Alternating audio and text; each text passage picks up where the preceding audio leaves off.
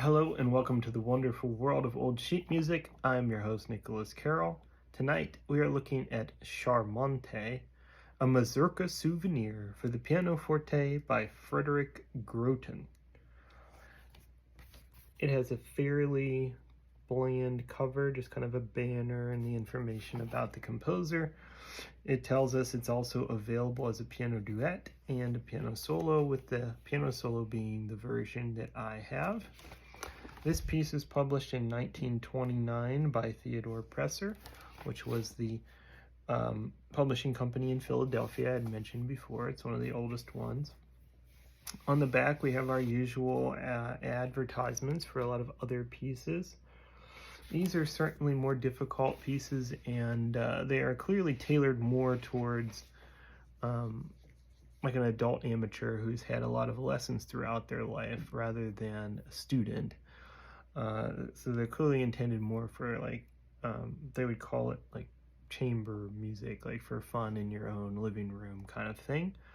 And all these examples they have fit into that.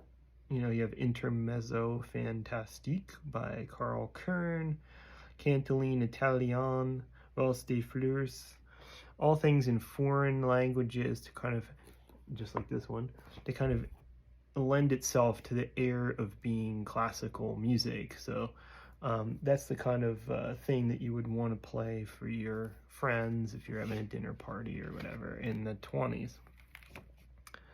So this says it's opus 67 of Frederick Groton, which means it's supposed to be the 67th thing he wrote. However, if you search for him, which I did, this piece is like the only thing that comes up, literally. So I couldn't find anything about him. I couldn't find any other pieces by him. So we'll just take his word for it. It's the 67th piece. I couldn't find any others. This is a mazurka, it says, so it is going to be kind of a 3/4 dance type song. Just looking through it, I see that it has various sections. It is not a super easy piece. It goes up to page 5. It looks like we have some extended triplet sections here. Everything is like super loud. Like that other piece I played the other day was the same way, which I think is kind of interesting. In addition to that, we do have some handwriting in here, which lots of circles and marks, like somebody had rehearsed it a lot, because like I said, it's not super easy. So there's a lot of markings. There's something here that says 8 times, which I can't tell you what that's supposed to mean. And then there's parentheses, so perhaps if someone was performing this somewhere, they thought, oh, I'll play this 8 times in a row to extend the length of the piece. There's actually another place over here that says the same thing, 8 times, and it has parentheses, like I guess they wanted to add a repeat section there to that. And some other words are written in that I cannot read. It looks like, I mean, I guess it's a J or an F maybe. I have no idea what that says. So anyway, clearly someone had played it, rehearsed it, and spent a good amount of time with it, because it is taped. It's not in great shape. That's always a sign that it was well used. So let's see what it sounds like.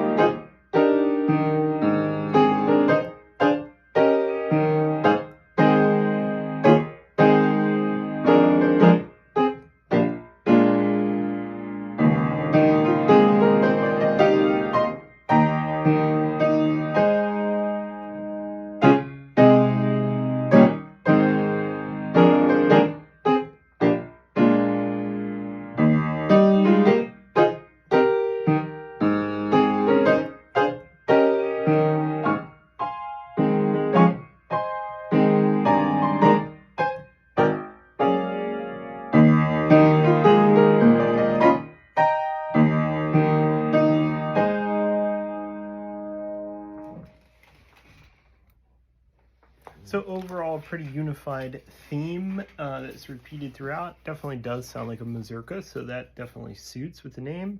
I don't know what Charmante means. I didn't look that up. So somebody could probably find that. I can look it up later if I feel like doing that. I didn't. That is the Frederick Groton Mazurka, published 1929.